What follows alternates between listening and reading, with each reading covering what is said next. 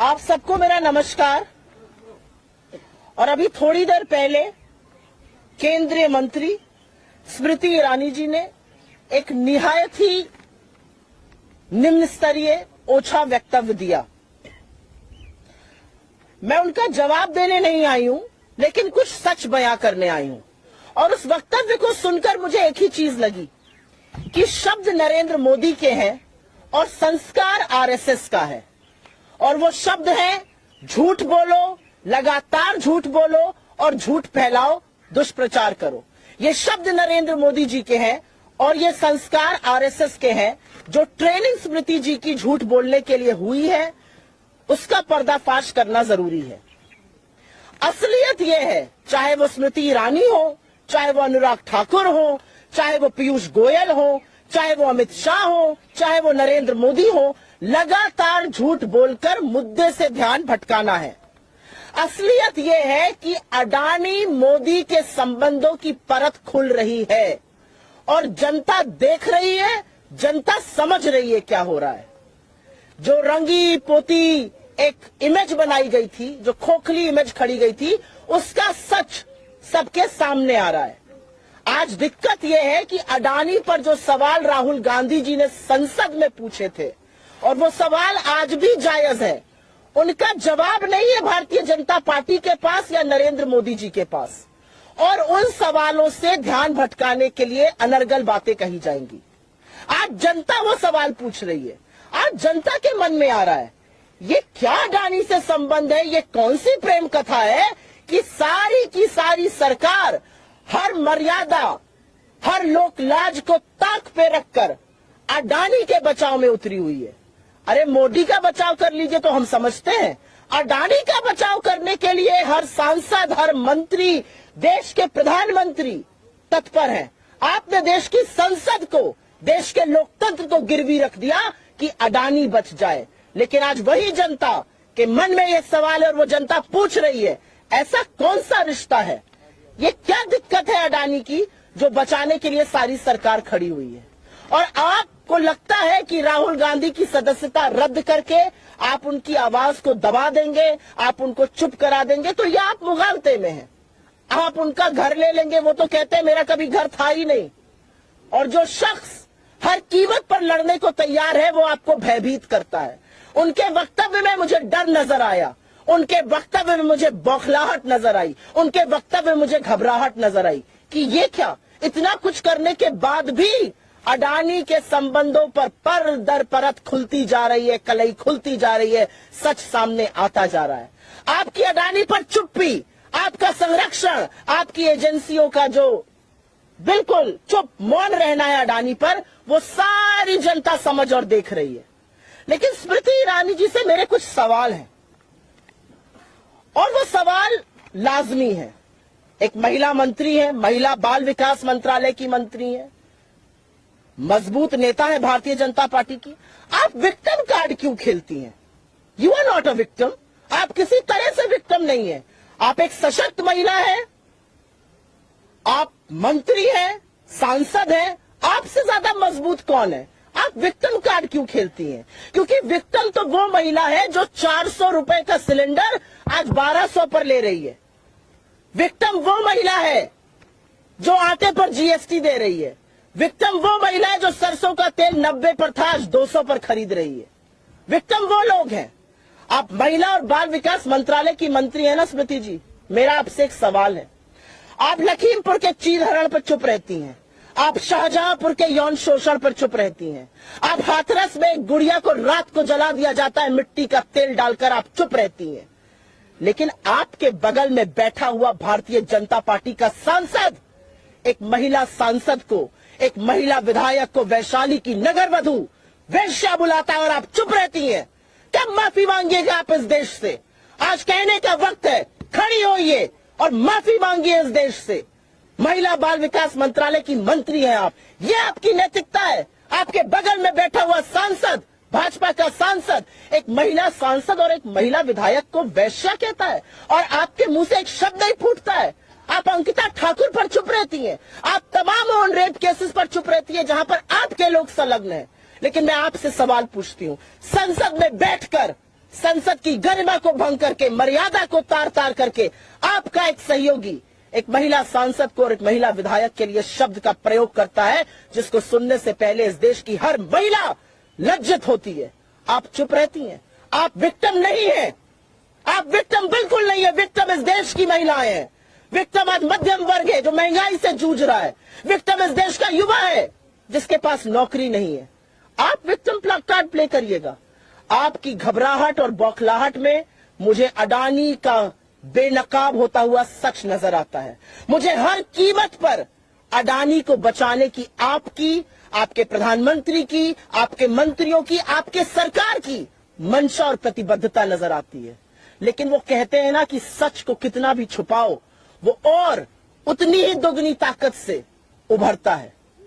सूरज की रोशनी छुप नहीं सकती किसी बादल से, और अडानी का सच आज ये देश समझ रहा है, देख रहा है। आपका सारा तंत्र, आपकी एजेंसियां, आपके लोग और आप खुद लगातार राहुल गांधी जी के पीछे पड़े हुए हैं। वो एक व्यक्ति जो सच बोल रहा है, वो एक व्यक्ति जिसने वाकई में आपको व्यथित करके रख दिया है। मैं पूछना चाहती हूं आपसे, कब अडानी पर बोलिएगा? कब आपकी एजेंसियां जांच करेंगी? अडानी पर ये मौन व्रत क्यों है? 4 ही सवाल तो पूछे अडानी पर। कैसे 609 नंबर से 2 नंबर पर आए? विदेश यात्रा में कहां कहां गए जहां पर उनको कॉन्ट्रैक्ट मिला? एसबीआई और एलआईसी का पैसा क्यों लगाया गया जो पैसा डूब गया? आज पूछना बनता है कि क्या देश की महंगाई, देश की बेरोजगारी, देश की आर्थिक असमानता, महिलाएं, चीन मुद्दा नहीं रह गया है? आप अडानी को बचाने के लिए प्रतिबद्ध है, और इसलिए बड़े दुख के साथ कहना पड़ता है कि शब्द आज सवेरे नरेंद्र मोदी के थे और ट्रेनिंग आरएसएस की थी। क्योंकि स्मृति ईरानी जी, विक्टिम कार्ड खेलना बंद कर दीजिए। आप विक्टिम नहीं हैं, आप एक सशक्त महिला हैं। अडानी पर जवाब दीजिए। अडानी पर अपनी सरकार को बोलिए जांच कराएं। अडानी पर आपकी चुप्पी लोकतंत्र की हत्या करती है और लगातार हत्या करती है। और मैं अंत में एक बात जरूर कहूंगी, और ये बात कहनी जरूरी है।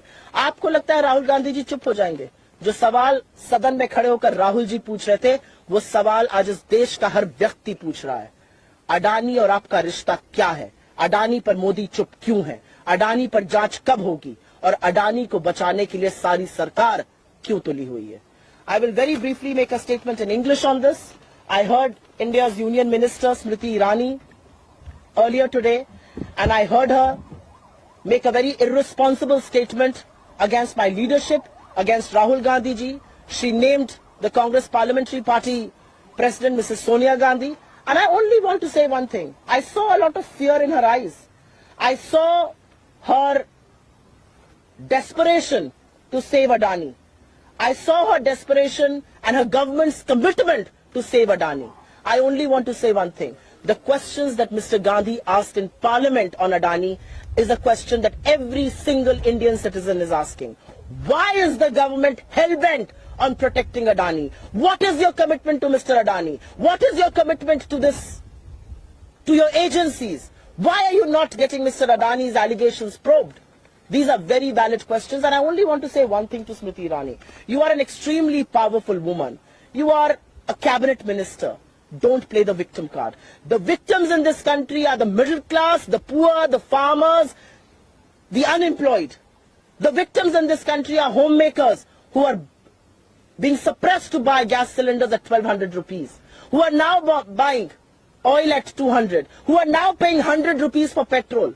So stop playing the victim card and start answering the questions that we are raising on Adani. None of your efforts to deflect attention away from Adani is being successful. What you tried to do essentially was to murder democracy by disqualifying Rahul Gandhi. But in his disqualification, you have forced the entire nation to ask that one question. Why is Mr. Modi hell-bent, committed to protect Adani? That's the only question that matters. अगर आपके कोई सवाल है तो उसका जवाब मैं दे सकती हूँ.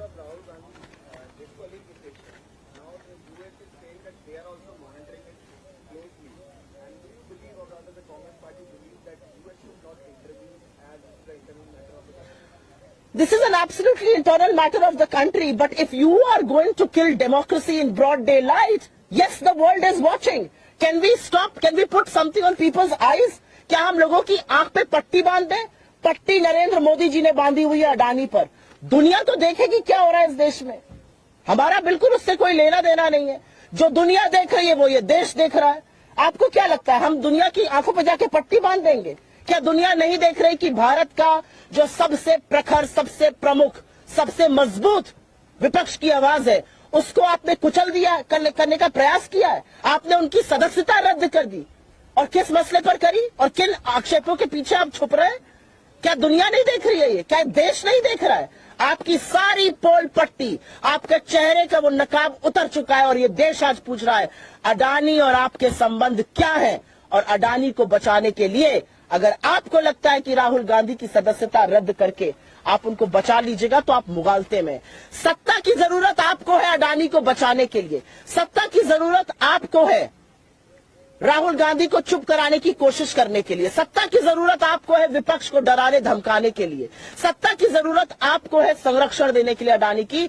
राहुल गांधी के साथ सत्य है और वो सत्य की लड़ाई सदन और सदन के बाहर लगातार लड़ रहे हैं और मजबूती से लड़ी जाएगी। मोदी जी ने तो हमें वो हथियार दे दिया है कि लामबंद हो चुका है विपक्ष और पूछ रहा है आपसे सवाल, जेपीसी कब गठित करिएगा, अडानी पर चुप्पी कब तोड़िएगा? और अब यह सवाल विपक्ष नहीं, अब यह सवाल देश पूछ रहा है।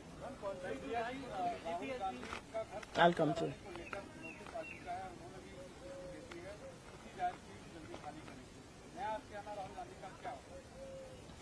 राहुल गांधी जी को यह घर नरेंद्र मोदी जी की कृपा से नहीं मिला था। राहुल गांधी 4 बार के चुने हुए सांसद हैं। एक सांसद होने के नाते, लोगों के मैंडेट के नाते, जिन लोगों ने उनको चुना, उनको अधिकृत किया कि उनको ये घर मिले। पहली बात, घर खाली कराना, आशिया उजाड़ना, आपको लगता है इससे राहुल गांधी चुप हो जाएंगे? एक्चुअली प्रॉब्लम यह है कि राहुल गांधी ने इनको इतना व्यथित कर दिया, इतना विचलित कर दिया है, इन बेचारों को समझ में नहीं आ रहा है ये करे क्या। इनको लगता है कि राहुल गांधी की सदस्यता रद्द करके या घर खाली करा के राहुल गांधी जी सबके लिए तैयार है। जब हमारा नेता बाहर आकर कहता है कि मैं हर कीमत चुकाने को तैयार हूं, तो उसकी रगों में शहादत का खून है। उनको लगता है कि वो राहुल गांधी जी को चुप करा देंगे। राहुल गांधी जी के पिता ने और उनकी दादी ने इस देश के लिए शहादत दी है। आपको लगता है राहुल गांधी जी का घर ट्रांसफर करा के, घर हटवा के आप चुप करा दीजिएगा? एक्चुअली अब जो राहुल जी बोल रहे हैं वो जनता और प्रखरता से बोलेगी, इससे वो डरते हैं। आगे वो कहां जाएंगे, क्या रहेंगे, मुझे नहीं लगता कि इस सार्वजनिक प्लेटफॉर्म पर मुझे इसकी जिक्र भी करना चाहिए।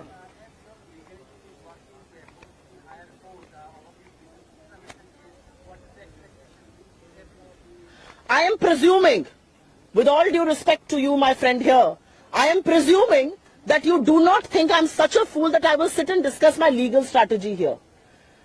The BJP is extremely worried about what the Congress will do. For the last 96 hours, every BJP minister, every BJP MP has given statements to the effect, what should our legal strategy be? Thank you very much, but no thank you.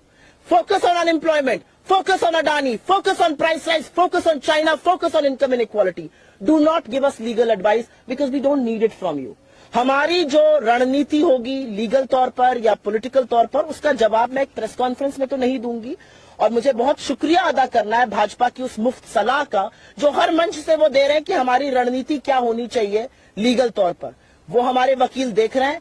आपकी नसीहत की हमें जरूरत नहीं है। अपना time जाया मत करिए। अपना टाइम आर्थिक असमानता में, गरीबी दूर करने में, महंगाई कम करने में, रोजगार बनाने में और अडानी का सच का जवाब देने में लगाइए।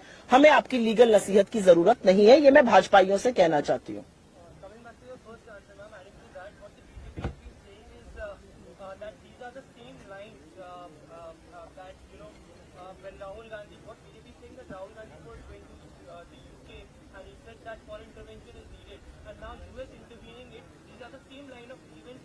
It's an absolutely ridiculous statement, if at all the BJP is making. I'm presuming what you're mouthing here is what the BJP has said. And you are also quoting them. It's an absolutely ridiculous statement because Rahul Gandhi in UK put Indian democracy at the center stage. Rahul Gandhi in UK said that Indian democracy is a public good. Bharat का लोकतंत्र विश्व के लिए सौगात है। हिंदी और अंग्रेजी में मैंने दोनों भाषाओं में बोल दिया है। उस पर भाजपा को आपत्ति है। उसी पर तो वो वक्तव्य देना चाहते थे। He wrote twice to the speaker. 2 बार उन्होंने स्पीकर को लिखकर परमिशन मांगी, 1 बार मिलकर मांगी। स्पीकर ने कहा मैं आपको बोलने का समय नहीं दे सकता हूं, मेरे साथ एक कप चाय पी लीजिए। बोलने क्यों नहीं दिया गया? 16 मार्च को राहुल जी ने एक प्रेस कॉन्फ्रेंस करी थी एआईसीसी के मुख्यालय से और उन्होंने कहा था if Indian democracy was functioning, अगर भारत का लोकतंत्र काम कर रहा है तो मुझे बोलने का चांस मिलेगा, बोलने का मौका मिलेगा। 8 दिन बाद बोलने का मौका नहीं मिलता, उनकी सदस्यता रद्द कर दी जाती है। आपको लगता है भारत का लोकतंत्र सजग है, सजीव है, चल रहा है और ये दुनिया नहीं देखेगी, ये देश नहीं देख रहा है। दुनिया क्या देख रही है उससे हमें मतलब नहीं है रत्ती भर का। जो देश देख रहा है मैं उसकी आपसे बात कर रही हूं। हमारा लोकतंत्र तब कमजोर होता है जब विपक्ष की सबसे मजबूत आवाज को दबाने का प्रयास किया जाता है। हमारा लोकतंत्र तब कमजोर होता है जब लामबंद होकर विपक्ष आपसे जेपीसी की मांग करता है और सरकार सदन नहीं चलने देती है।